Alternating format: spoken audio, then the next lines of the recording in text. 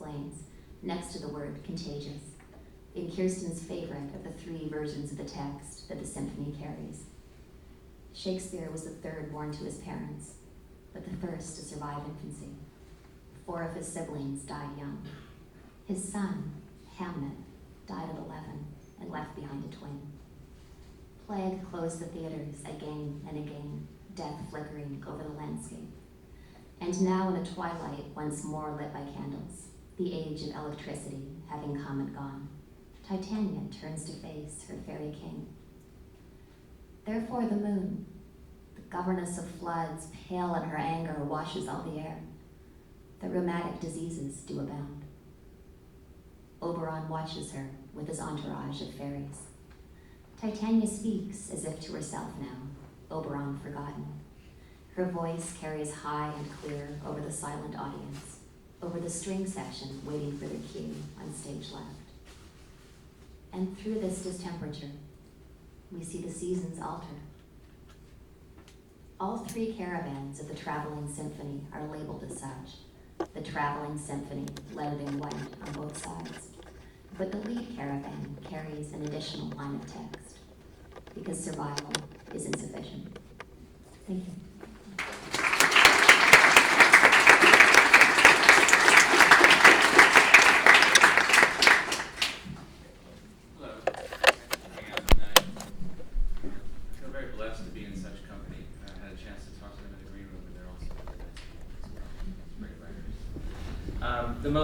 The most direct statement I have about the Trump era is in a story I wrote for Slate earlier this year called Trumpland, in which there's an amusement park shaped like a recumbent Trump in a business suit that eventually gets taken over by Trump, and he continually makes the head bigger and the hands bigger until it structurally all falls apart and tourists have to enter through his ass. And eventually it all falls apart, and as the country fragments, no one knows what it was meant for, no one remembers Trump's fucking name, and no one remembers he ever existed. So that's my most direct statement.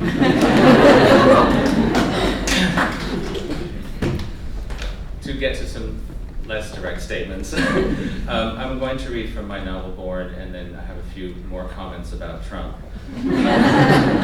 In my novel Born, set in a future ravaged by climate change in a sprawling ruined city, everyone has sought refuge there from somewhere else. Everyone is a quote-unquote refugee, and no one is really from the city. I think that some demonization of refugees that isn't just plain racist comes from this idea, as we watch the news, for example, that they exist in a separate space.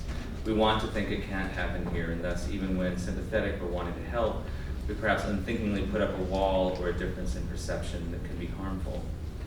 Born features a female protagonist who scavenges stray bits of biotech left over from a company that has contributed to the destruction of the city, in part by unleashing a giant deranged bear on the populace.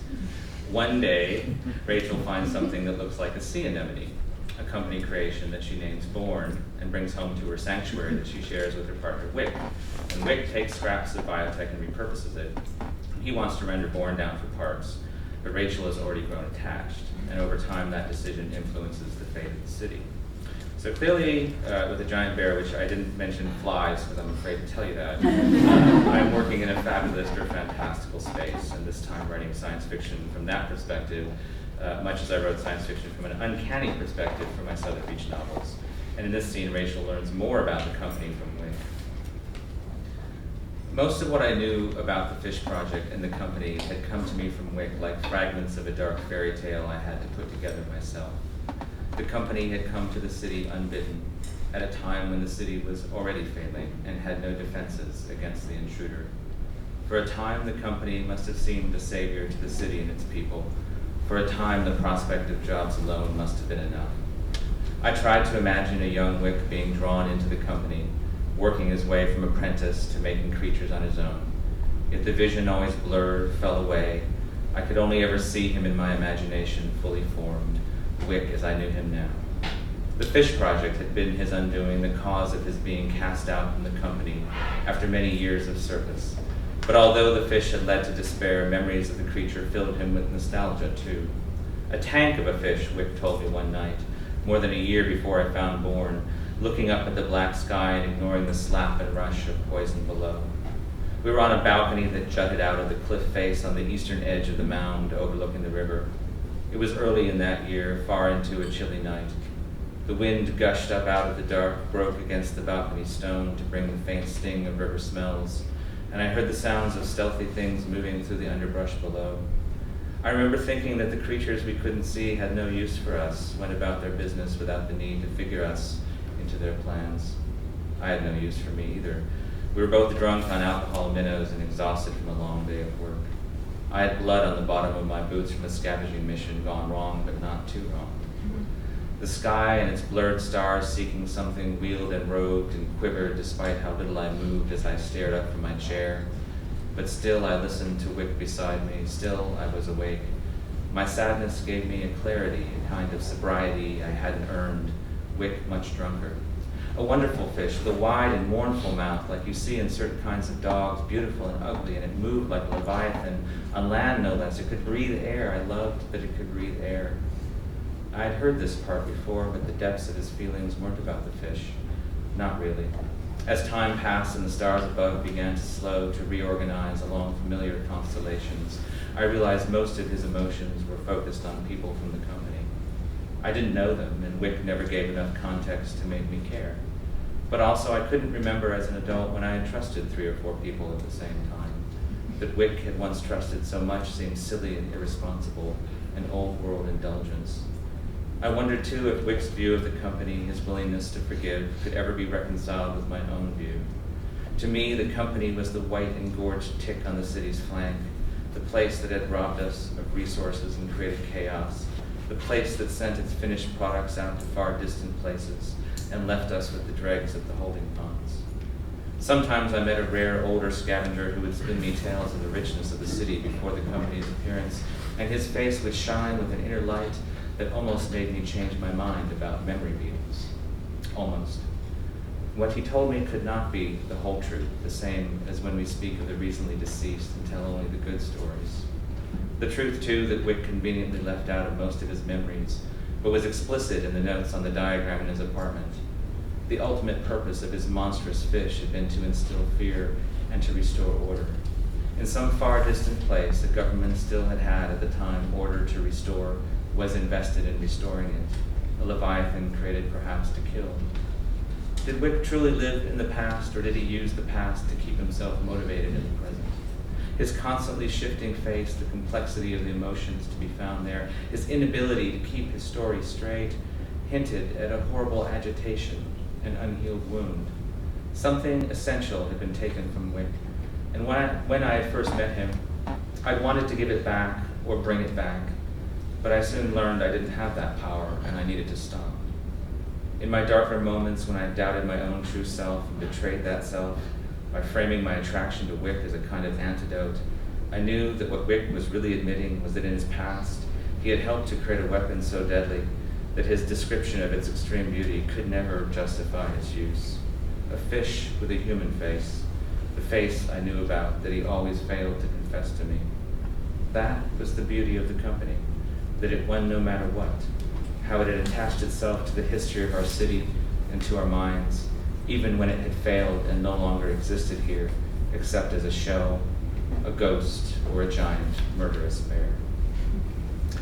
So to end, I thought it would be of possible interest for this pen panel to think about how elements of weird fiction and surrealism and fantasy relate to the political sphere, how they may help us rethink and retool our dystopias, and rather than creating escapism, some writers may be better able to grapple with the malign agents operating in the real world and create a greater and more visceral understanding, precisely because so many of the effects of this era are felt in and under the skin. There is the world in which we breathe, eat, create waste, and absorb toxins, and then there is an invisible world composed of strands of human thought that makes malign storytelling easier to maintain and sustain for a variety of reasons. The pursuit of the idea of hauntings in this context is in a sense the pursuit of defamiliarizing so that we do not normalize what should not be normalized. Within this context, Rick Scott, for example, the governor of my state, Florida, represents a fiction that is metastasized as fact, deforming, creating stress for, and living in the bodies as a form of possession for those ordered to carry out missives that they know are destructive. Scott's Department of Environmental Protection has been overtaken, transformed by malignant storytelling. On the opposite side of this country from Florida, Oregon recently experienced a slightly different haunting, the reappearance of manifest destiny in the form of the Malheur occupiers, terrorists, really. We might think of them as outliers, but in fact, like Rick Scott's dysfunctional narrative of business and industry, what that incident lays bare is just a more extreme version of ideas encoded in the DNA of the United States. And what binds these allied but sometimes disparate factions is their conscious and subconscious hatred of women and of the other. This is not a side effect, this is central to the ideology. Because a haunting is often about some issue or situation that has not been resolved, that society has plastered over or turned away from in order to avoid dealing with it. Yeah, this place is haunted, Giant Sand sings, but only by a ghost. The hauntings generated by Trump pose a particular challenge or danger or trap because Trump forms the nexus for a malign ecosystem, a kind of anti-ecological system that provides niches for deadly invasive species, and by that I mean modes of corrosive thought that haunt us as policy positions and as law. Rick Scott lives within the corpse face of Trump, and so do the Malheur terrorists along with myriad others. And if one parasite dies off, another inevitably takes its place. The Trump anti-ecosystem can reseed at will.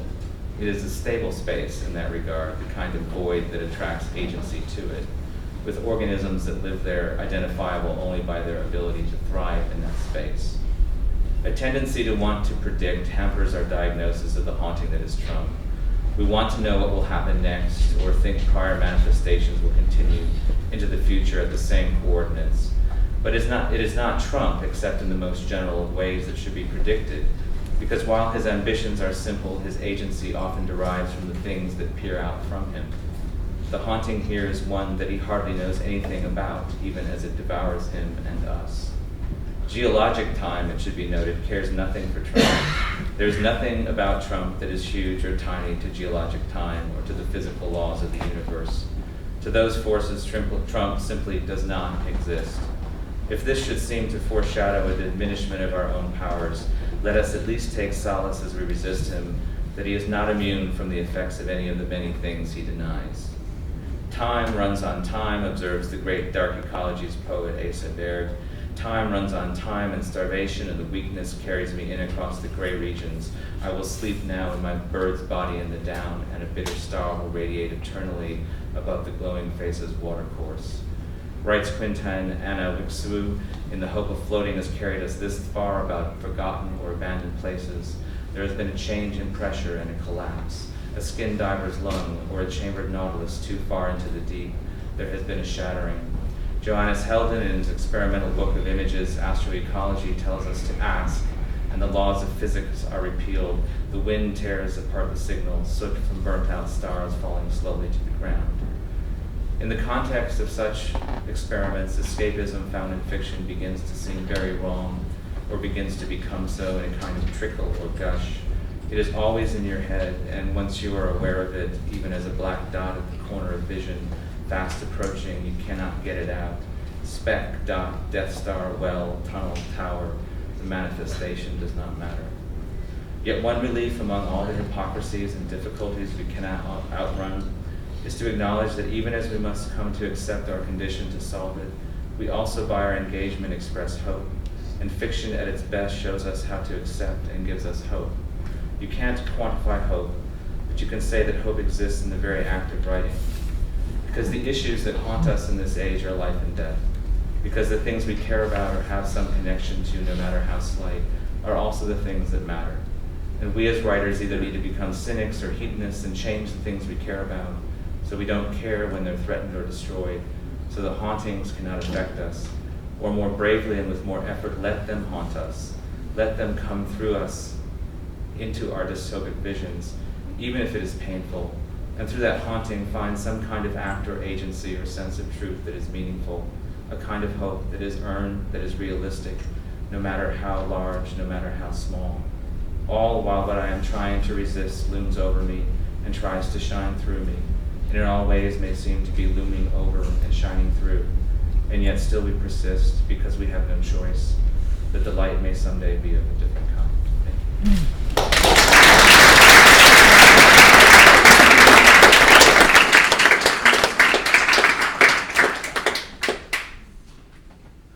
Thank you. Thank you, John. Thank you, Emily. Thank you for being here. My name is Vaye Watkins, and I guess I wanted to start by talking a little bit about how I started writing Gold Fame Citrus, which is kind of like an airport book that imagines the culmination of the so-called mega droughts in the Southwest, where I'm from, and the epicenter of the book is Los Angeles and the Mojave Desert. So I started writing this book thinking it was kind of a high surrealist satirical farce kind of book. And then I started learning a little bit about water in the West and the history of the American West and the history of Americans' interaction with the landscape. And I started to realize that every crazy, surreal, bananas scenario that I could imagine about water or about the lies that we told ourselves to believe that the American West was sort of like our nation's Eden, the like manipulations of the mind that we had to do to convince ourselves that California was not a desert, but was actually paradise. So I learned along the way that there's really, you just can't beat the reality of the fact, I would think like, oh, well, what if I had them slingshot with catapults dynamite into the clouds, thinking that would happen. And I would find that rain would happen, and then I would find that Purdue University distributed grants for such a project in 1868 or whatever.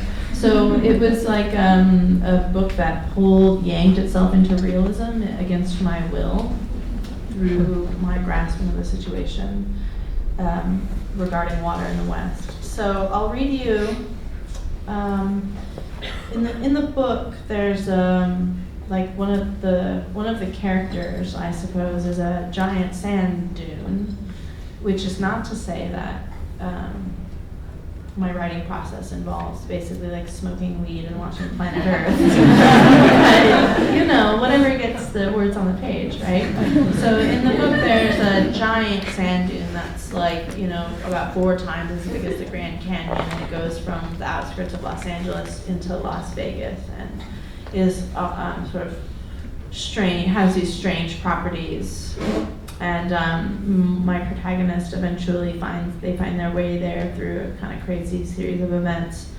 And this is a little bit I'm going to read you a passage about the places that were buried by the sand dune when Death Valley and Dumont Dunes and the Salton Sea and the Central Valley and all these places that we've made into farms and so on revert to the deserts that they once were. So this is kind of about there's one city called Needles, and they try to resist the sand dune, and this is the story of them. Naturally, there were efforts. The Essex Town Board planted the wild grasses they were told would deter the steady intrusion of sand. With seeds donated by the Sierra Club, FEMA funding, and meltwater from glaciers tugged down from Alaska, the town surrounded itself with thousands of acres of hardy indigenous grasslands.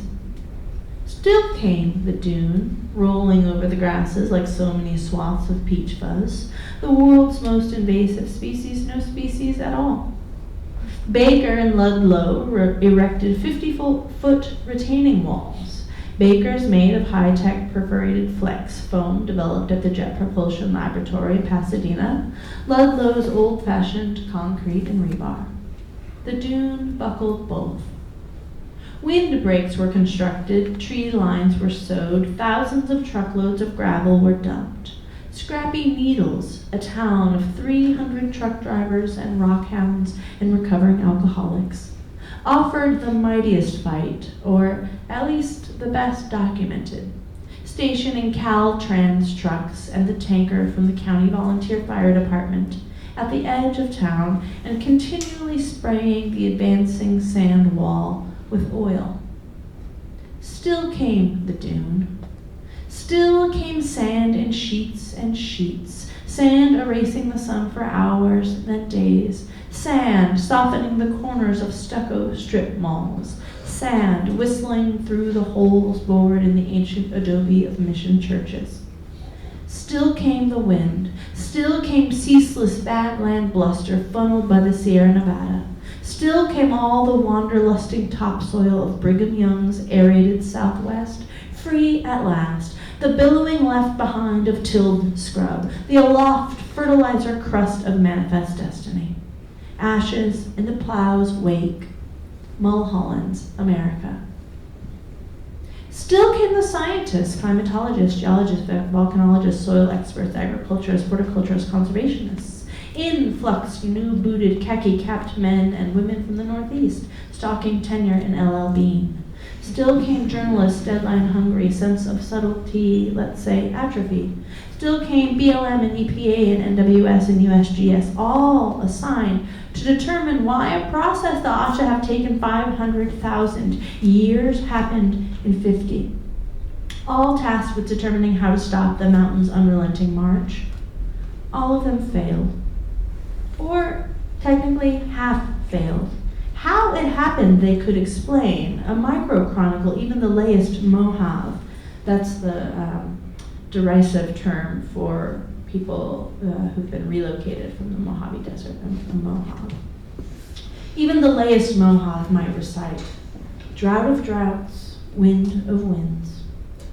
Unceasing drought indifferent to prayer, and thanks to it, rivers, lakes, reservoirs, and aquifers drained, crops and ranches succumbed, vegetation withered, leaving behind deep, dry beds of loose alkali evaporate. Scraping wind, 500-year wind, the desert's primal inhale, raking the expired floodplain, making a wind tunnel of California's Central Valley. In came particulates, swelling simultaneously Dumont Dunes and their southerly cousin, Kelso Dunes. In barely a blink of desertification's encrusted eye, the two conjoined across the 80 miles that had long separated them, creating a vast dune field over 100 miles wide, instantly the longest sand dune in North America. But knowing how it came would not stop it from coming. Still came the wind, hoarding sand and superlatives. Widest dune in North America, tallest dune in North America, largest dune in the Western Hemisphere. The dune field overtook I-15 in a weekend, reaching a corpulent 400 square miles, insisting upon a three classification technically from dune field to dune sea. Still rose the dune sea, and like a sea, now making its own weather. Sparkling white slopes superheated the skies above, setting the air achurn with funnels, drawing hurricanes of dust from as far away as Saskatchewan. Self-perpetuating then, the sand, a magnet for its own mixture of clay, sulfates, and carbonate particulars from the pulverized bodies of ancient marine creatures. So high and saline that a sample taken from anywhere on the dune will be salty on the tongue. So came the name, Amargo being the Spanish word for bitter, Amargosa being the name of the first mountain range the dune sea interred. In the blurred background of the Pulitzer Prize-winning photograph, the remaining citizens of Needles, 9 men and 3 women, the Needles dozen, as they will be briefly known, are frosty with sand and mortared to their oil-slickened bodies. White specters with dark holes demarking gas masks or goggles, handkerchiefs pulled over their mouths, a dish spun tied to a face with a shoelace. They look to the dune, perhaps rather than acknowledge each other, stepping backwards across the besieged playground they vowed to protect. In the foreground, a toddler. The caption called him, quote, the forgotten child of the Mojave.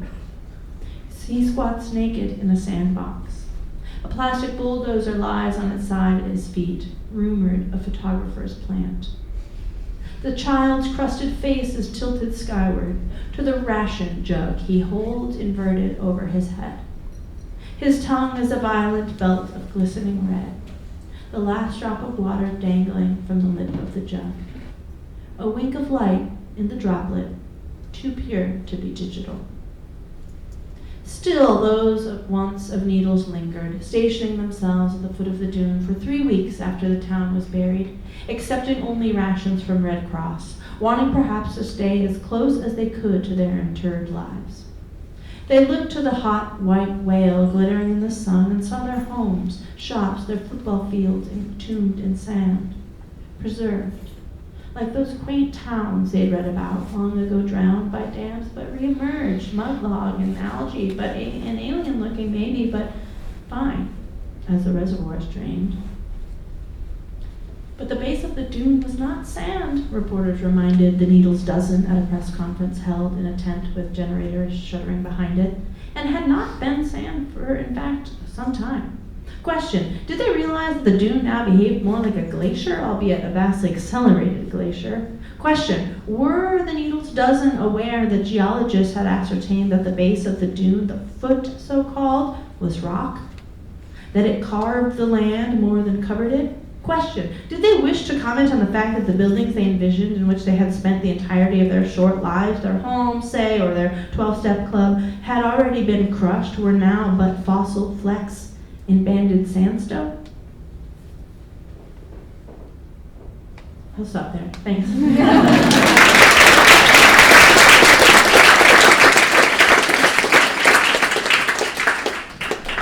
Hi, everybody. Hi. Real pleasure to be here with this panel and with you all. I'm going to give you a sense of the type of dystopias that I write about in this book. I'm going to be reading from a story called Migration, and it needs just a little bit of setup, which is that the premise of this story, everyone is living inside. And they have bodysuits, and they go online, and they have a second world in there where they do their jobs and make love and live lives in there. And the main character is a father. He works as a university professor online at an online university where Avatar students come to study. And he's trying to have an affair with one of the Avatar students on there. And what you need to also know is that in this world you can have, he has multiple penises all over his body and a vagina on his thigh. And so people can have multiple appendage simultaneous orgasms online in this world. And his wife is okay with this because they have kind of a fairly dysfunctional open relationship that they're trying to navigate online. And she has a Latino avatar who works at the Whole Foods online office that she's trying to sleep with. So they're trying to navigate that. And then they have a son, Max, who he's an angsty teen, and he has trouble because he wants to go bicycling. Like real bicycling. His parents keep saying, why don't you just go online? Because nobody's gone outside in at least 20 years or so. And the only people outside are the trucks that are delivering groceries, a kind of Amazon delivery service. And then these people that didn't make it online. So there's kind of refugees or tent city out there, and they attack or at least it's reported that they attack the food trucks every once in a while. So the parents don't understand at all why their son would want to go bicycling.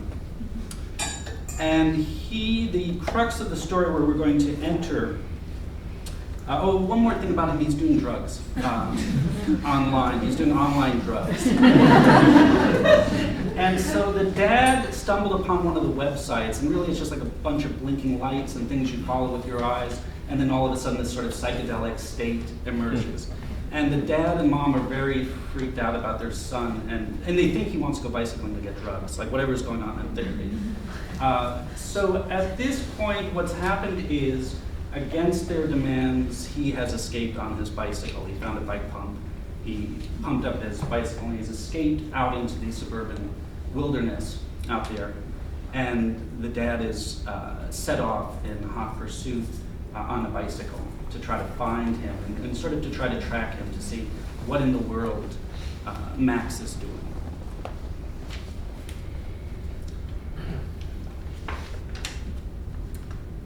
Vacant car dealerships lie fallow by the long stretch of the 4-lane road as I huff to keep up with him, my knuckles purple from the cold. A truck rumbles past, delivering groceries. 10 minutes, 15. I am far behind my son by the time he reaches the abandoned shopping plaza. I pull off the road behind an overgrown pine by the entrance and scan the lot for Max's drug dealer. Max slaloms between the metal lampposts, stopping by the tinted doors of the entrance to the mall. He cups his hands against the glass and looks inside. Then he gets back on his bike and swoops around the side of the building. By the jagged shards of a smashed Toys R Us window, Max dismounts and leans his bicycle against the brick wall, then digs around in his coat pocket and pulls out a green orb. From this distance, I can't make out what the object is. Consider it may be some sort of new drug, until he throws it. The tennis ball rebounds on the concrete with a delayed echo. Max catches it, then throws it again. He doesn't seem to be looking for anyone. He's simply throwing the ball and catching it, throwing it and catching it. A couple of times the ball hits a cracked patch of concrete and rebounds crookedly, rolling across the blacktop. But otherwise, it's the same monotony for 5 minutes, 10 minutes, a quarter of an hour. The day is dying around us. Soon the sun will be gone, the road's dark. I roll my bike forward and enter the open expanse of parking lot B, where Max is playing. He doesn't see me until I'm halfway toward him, and when he does, he jumps. Max, I call. He stands frozen, holding the ball. What are you doing here? Nothing. I saw you throwing the ball. What was that for? Just for fun, he says, stuffing the ball into his jacket pocket. He glares at me, tries to look angry, but the oddity of being out here together in the cold has affected him, and I can see his fear. All the time I was following him, I imagined myself yelling when I got to this point. I envisioned a fist fight with a drug dealer. Now all I feel is the smallness of our bodies and a palpable loneliness, the two of us lost in this enormous plaza. You know it's dangerous coming out here like this, don't you? What's dangerous about it? You don't know who could be out here. Max gives an ugly laugh. Right, he says, look at all the people. Don't be sarcastic. There could be people out here. Their tents could be anywhere. Please, I just want to know what you're doing here. Max doesn't respond. He looks down at the ground and kicks a loose chunk of blacktop with his combat boot, breaking it in half with his heel. Don't you ever feel like things are boring? He finally says. He looks at me. Like colors get boring? I understand him better than he knows. In those brief moments when I'd been watching the flickering dot, I too had seen long forgotten colors. The muted yellows of winter grass, the brown of tree bark, the rich black of earth. What about Death World? I asked. Death World's boring. You beat 100 zombies, get a golden skeleton bone, and save the girl that the zombies kidnapped. I used to be excited about that, but now it's just like, great, I get to save this girl and make out with her for the 100th time. They let you make out with those girls? If you know the codes. I look at my son. The sunlight highlights the few pale freckles on his cheekbones. His hair is in bangs around his face.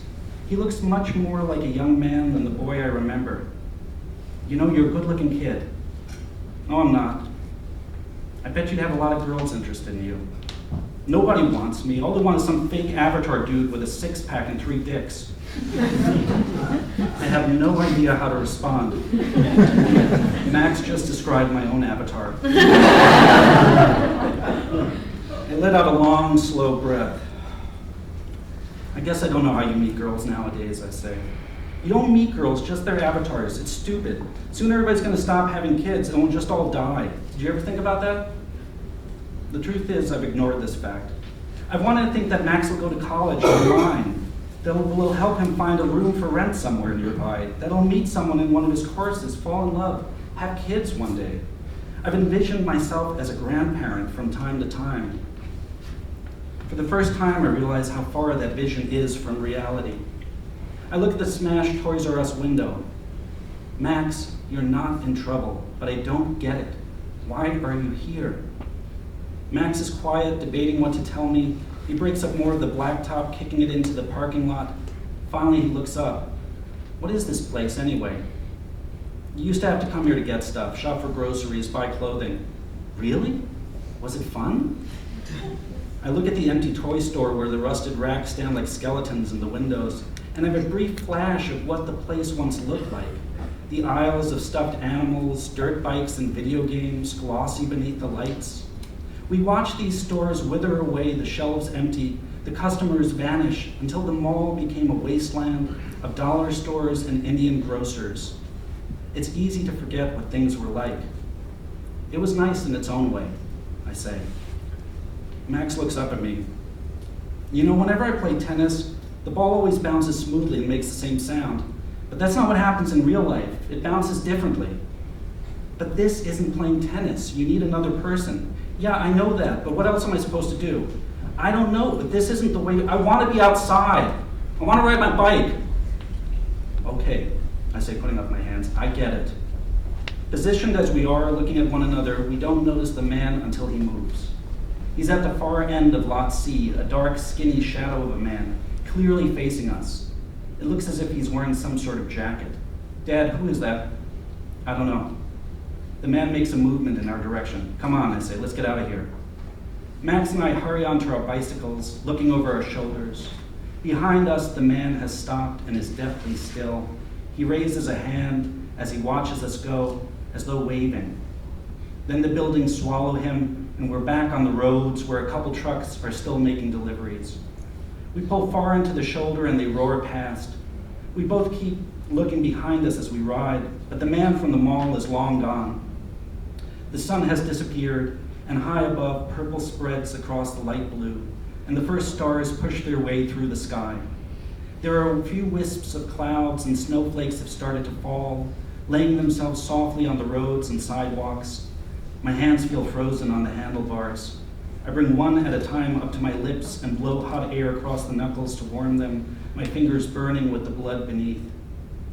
We're a couple blocks from home when we see them.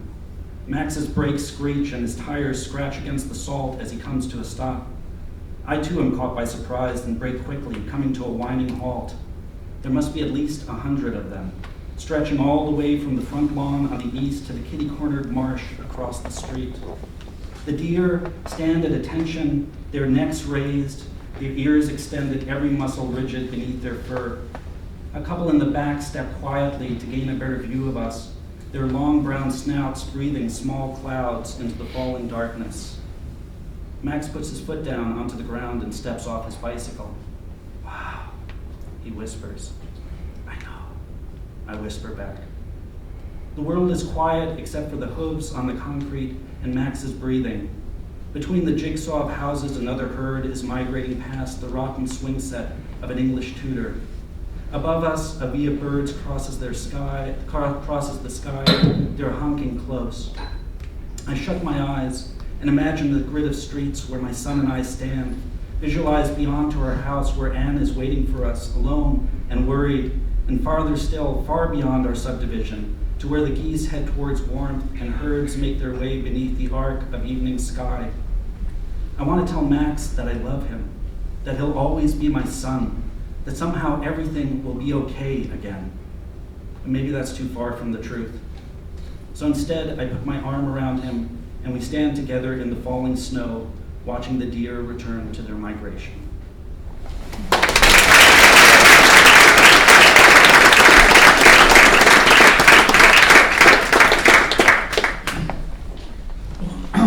Wonderful, thank you, all four of you.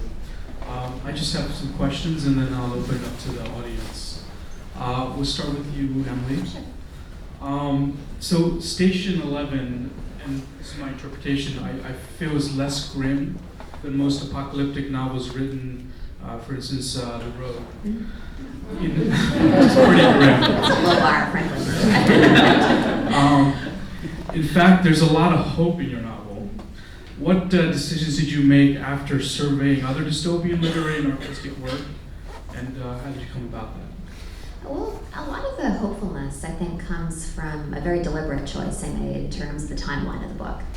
That it seems to me that most, not all, but most of the post-apocalyptic fiction that I've read and most of the post-apocalyptic, it's really hard to say, films that I've seen have been set in that territory of mayhem and chaos and horror, immediately following a complete societal breakdown. And it's not that I don't think that wouldn't happen, it's that it's not plausible to me that it would last forever, at least not everywhere on Earth. Just because mayhem's not a particularly sustainable way of life over decades and generations. I think most of us want to live with a minimum of physical threat. So it seemed to me that after a certain amount of time, probably at least some people would have figured out how to live in relative tranquility.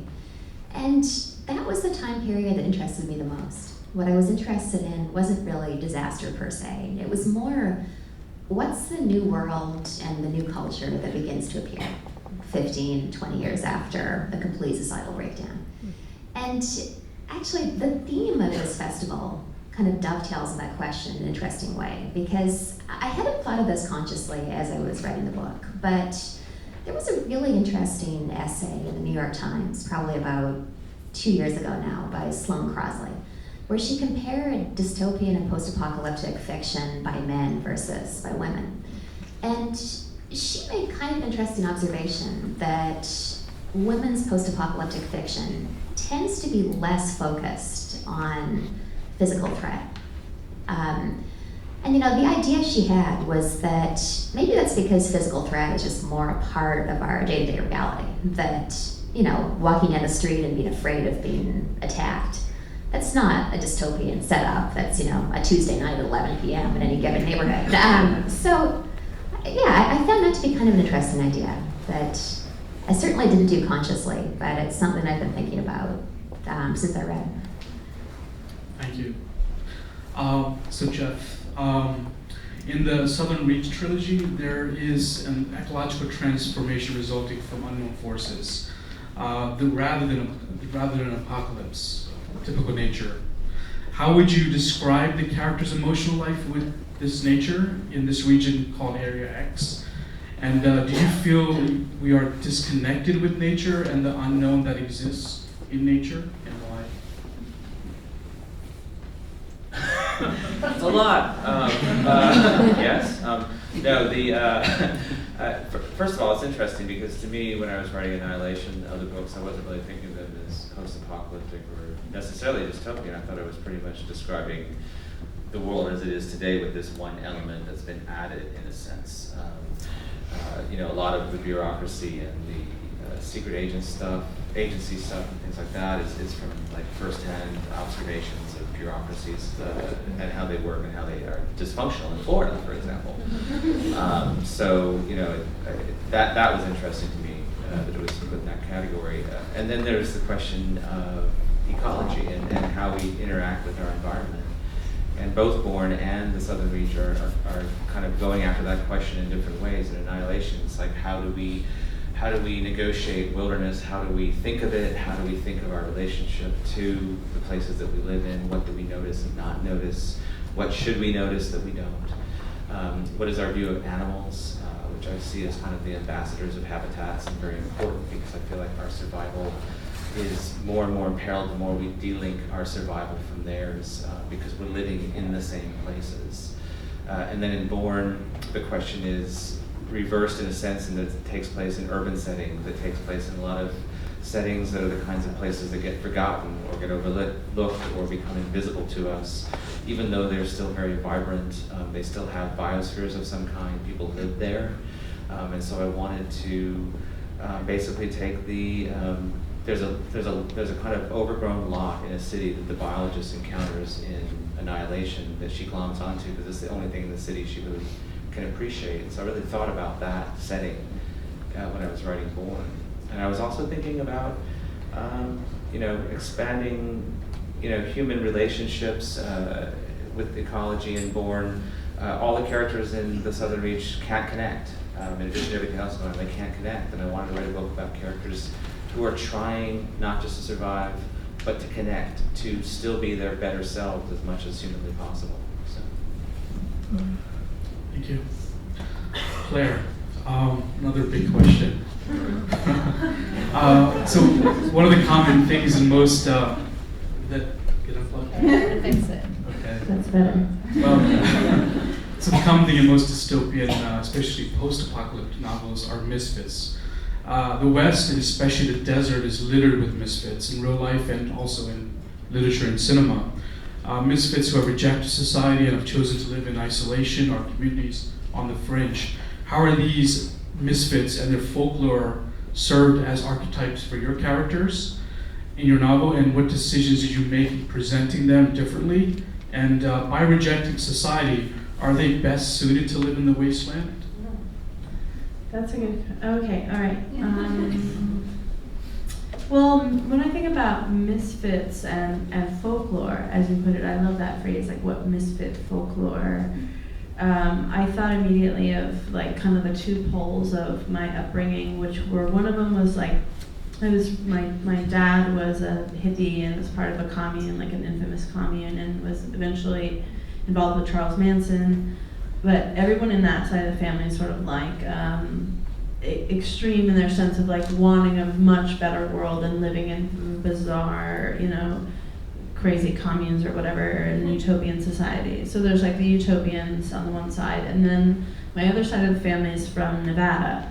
My grandma was a change girl. There's these women that they have walk around the floor of the casino to hand out change before the machines did it, wearing like, basically your underwear and high heels for like 12 hours a day, walking around the casino. So she did that her whole life, and then my mom grew up, worked at she ran a museum in Death Valley. So I grew up in Death Valley and raised by these. And anyway, this part of the country, conspiracy theories are a really important part of the community. I think it would be safe to say it's a kind of folklore that gets told out in rural Nevada a lot.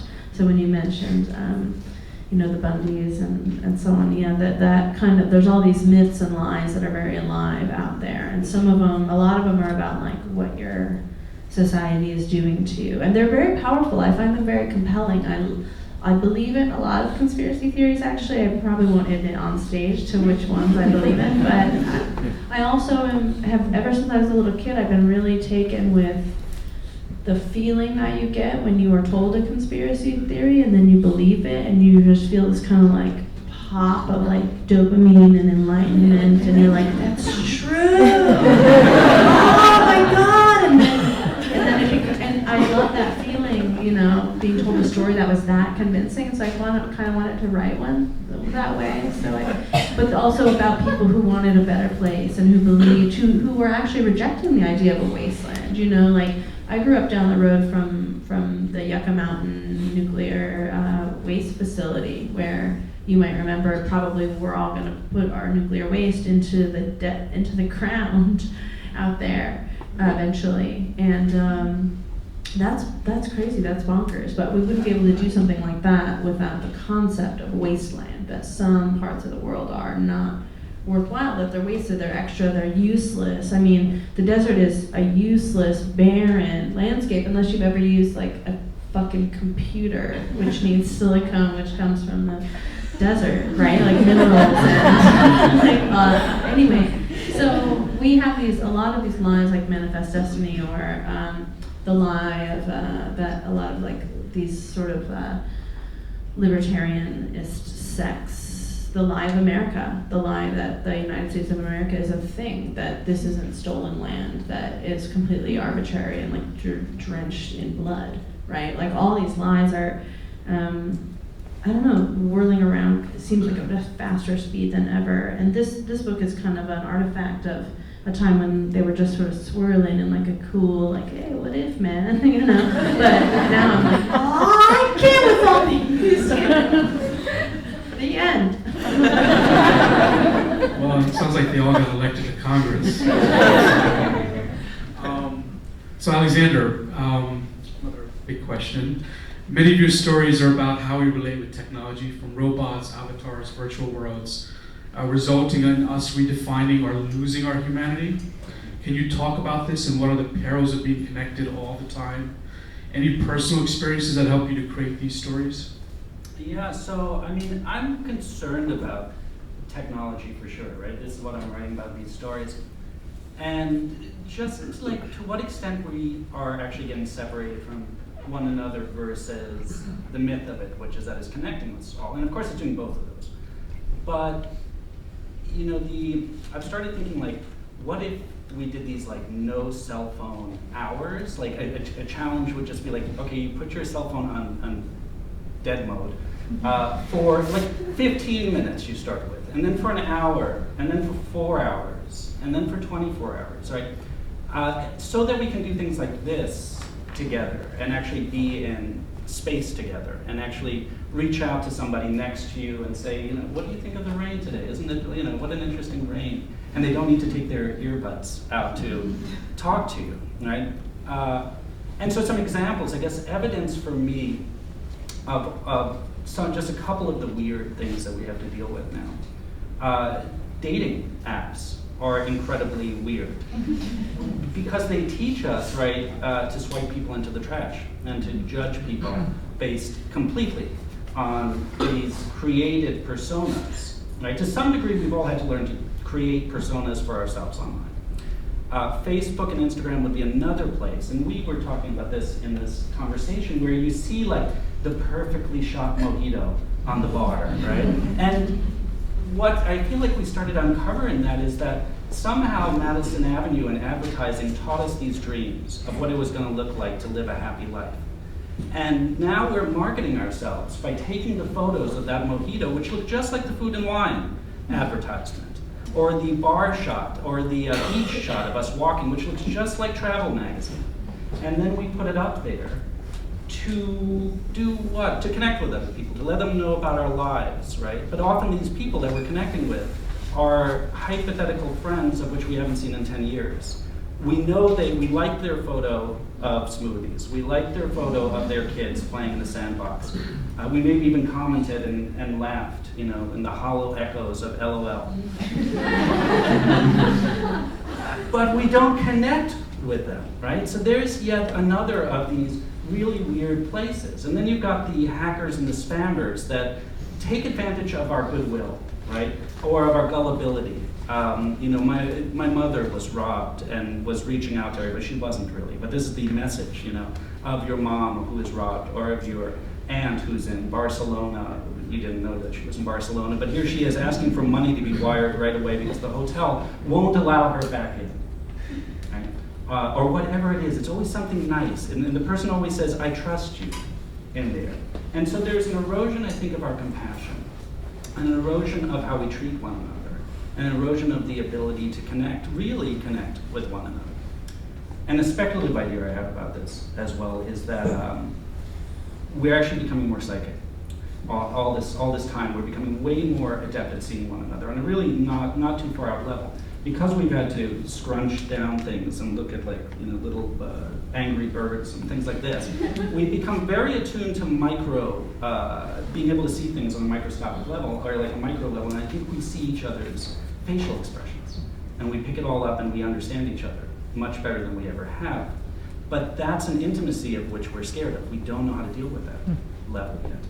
And so we hide that down into this, right? Because that kind of intimacy is too intense to handle. So yeah, I mean, my life has informed all of these where, you know, my bumbling attempts, I'm really bad at technology. And so my bumbling attempts to use it end up showing me these weird spaces that you can get into. Or my laptop crashes and that becomes the robot that I loved, right? Or that the father in the first story loves and wants to bury. I didn't bury my laptop. So yeah. Yeah, I miss staring at people on the subway and having people stare at me. I don't think I've seen anyone's eyes on the subway for the last 3 or 4 years. So I'm just gonna pose these, and you can choose which question you want to answer. These 2 questions, and it's for all 4 of you. One is, you know, ever since Trump has been elected as president, and we don't seem to figure out how to get rid of him. there's a new normalcy that is kind of settling in, and it might,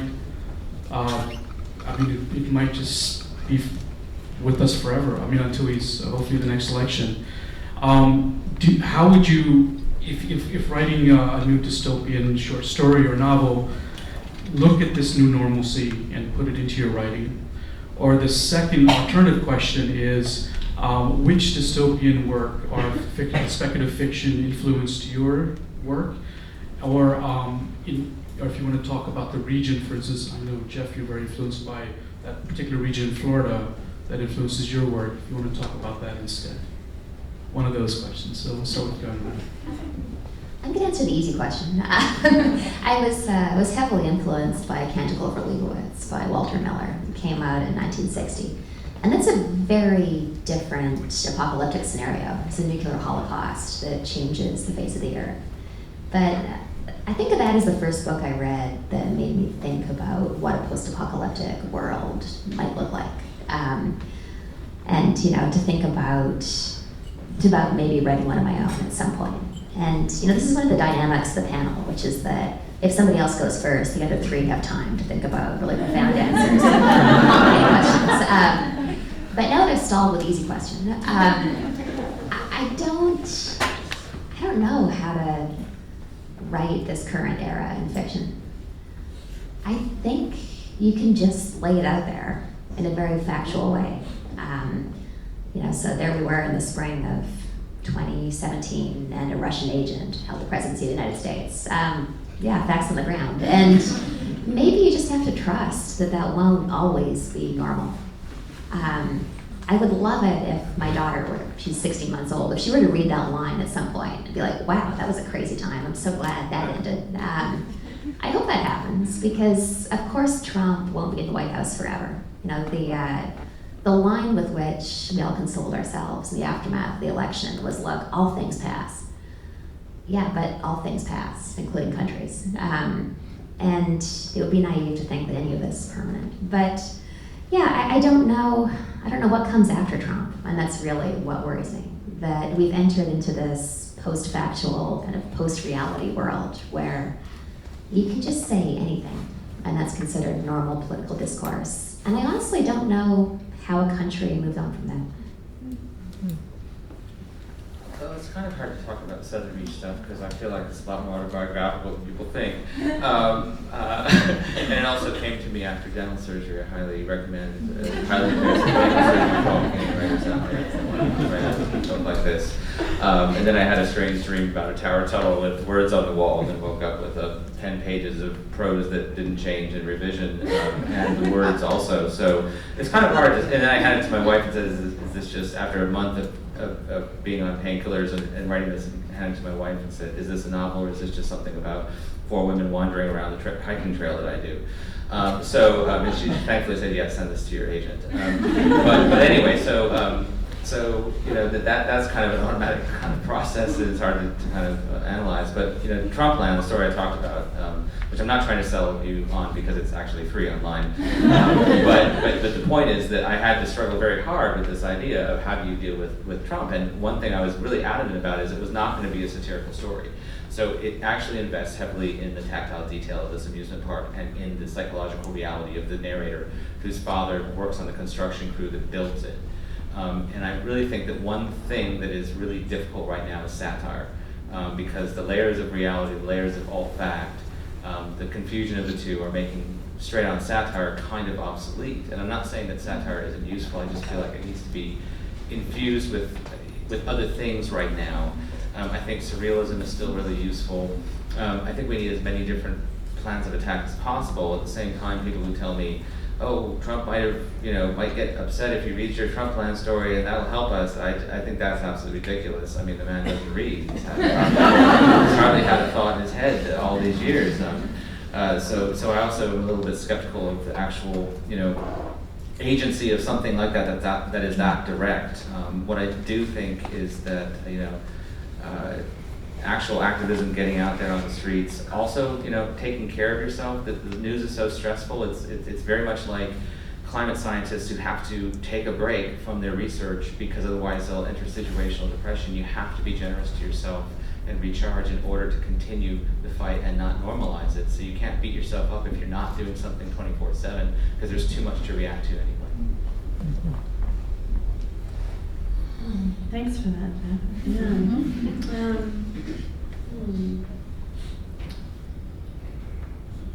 Well, I think I go through kind of, in Nevada, the topography is described as forest and graben mountain ranges with valleys in between.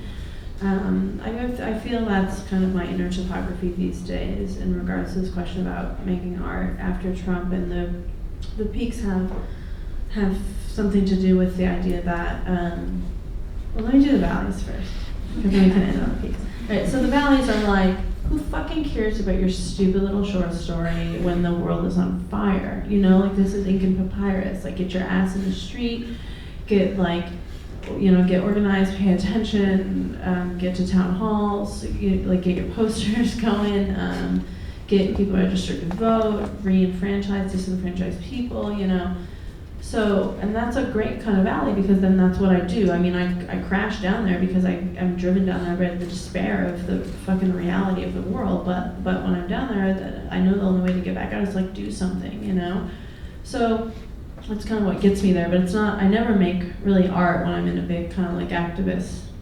swing. But then sometimes I also am, buoyed by that kind of momentum and that community and being a body in a space with other bodies and just fucking yelling a lot, like yelling in an airport feels so good, and then that kind of gets me, satisfies like my base needs as a human being who feels like safe in her body and so on, and then I can start to think again about like making art and what to do now, and then in those peaks, I start to think about something I heard Lydia Yuknovich say. You reviewed her book in the Times recently, beautifully, I thought. And I'm really looking forward to reading that one. But she said, we need new stories.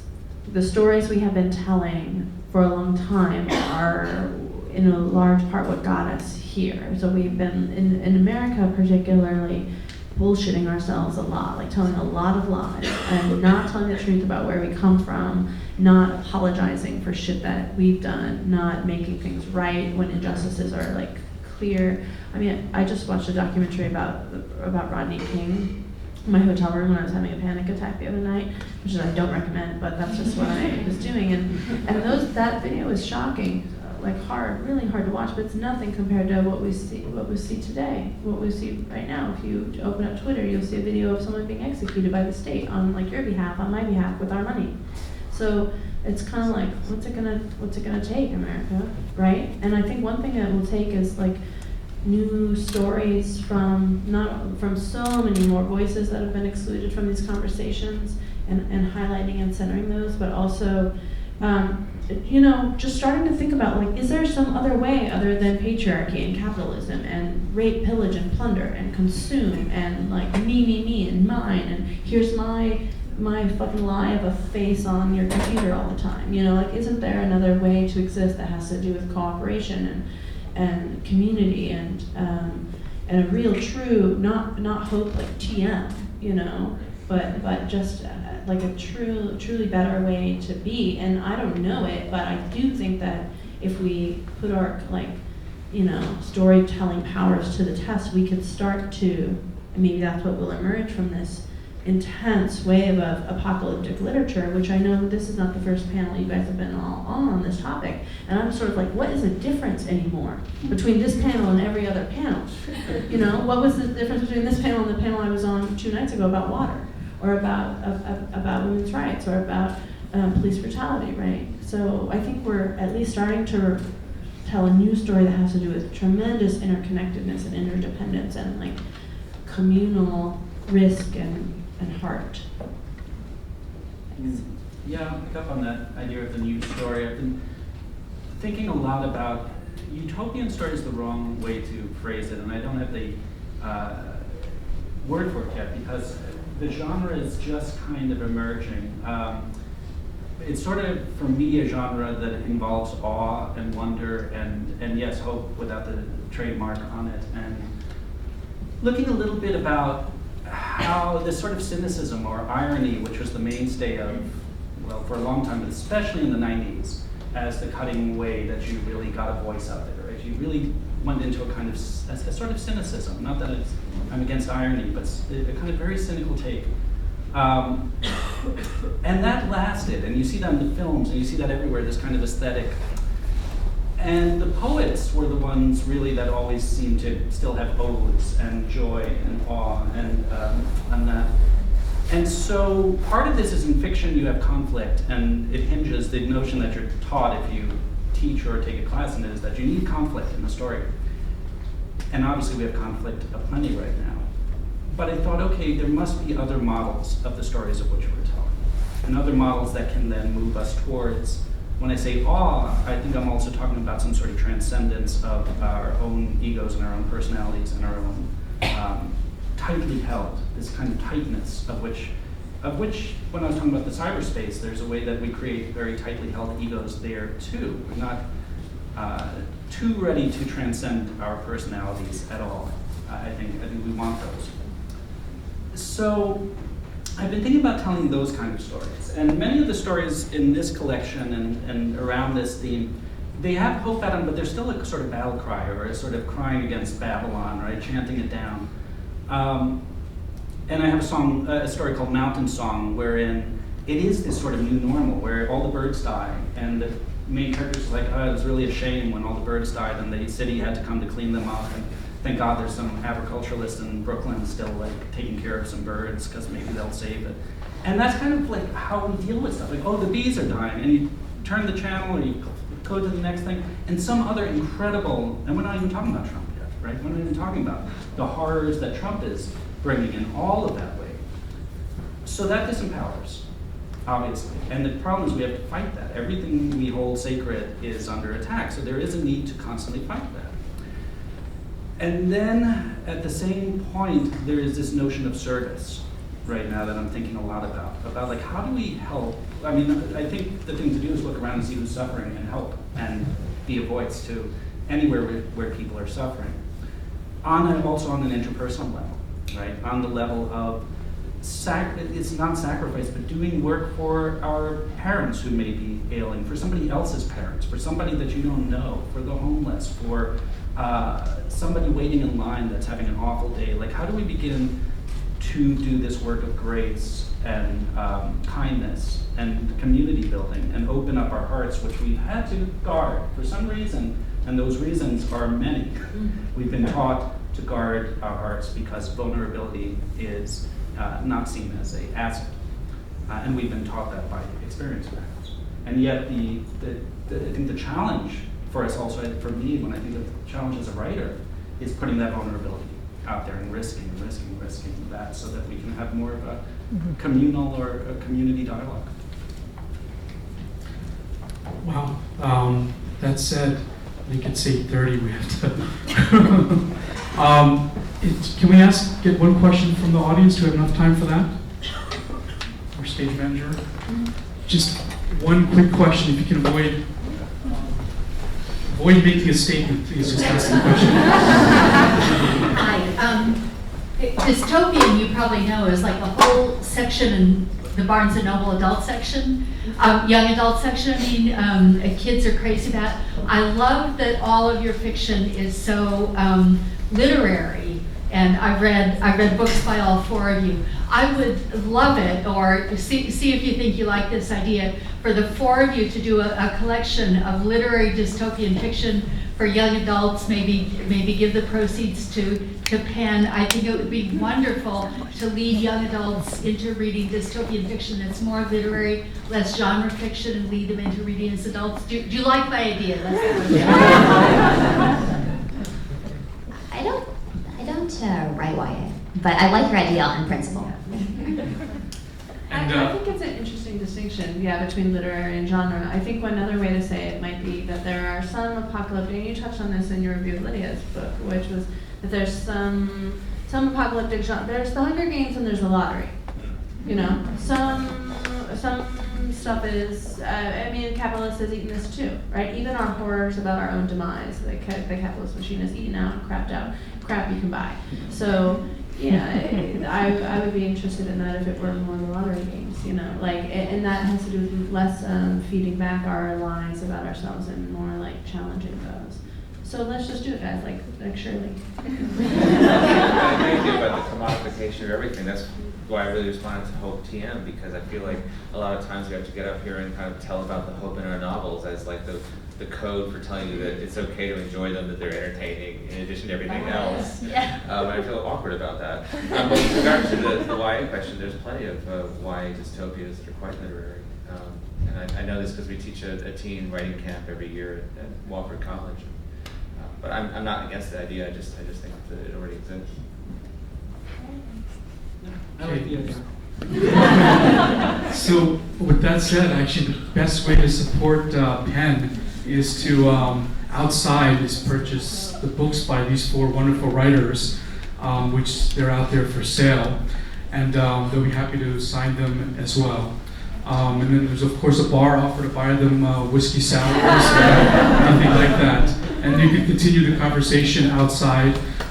Thank you very much for coming out.